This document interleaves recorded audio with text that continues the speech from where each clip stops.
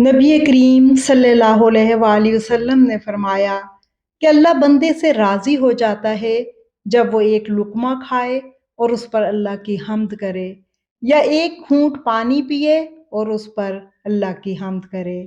सही मुस्लिम। आप भी हर रोज़ अपने बच्चों से पूछें, आज आप किस नेमत के लिए शुक्रगुजार हैं?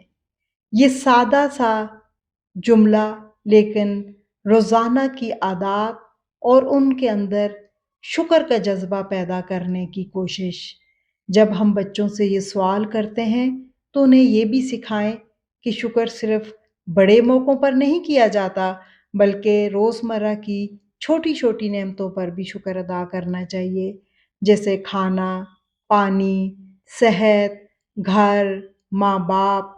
इसी तरह हम ऐसी नस्ल परवान चढ़ाएँगे जो हर हाल में अल्हम्दुलिल्लाह कहने वाली हो, नेमतों की कदर करने वाली होगी और वक़्त और सलाहियत शिकायत में ज़ाया नहीं करेगी, बल्कि उसको सही इस्तेमाल करेगी।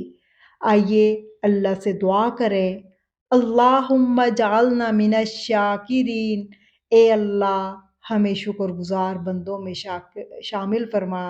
ए अल्लाह हमें अपने उन बंदों में शामिल कर दे जो हर हाल में तेरा शुक्र अदा करते हैं।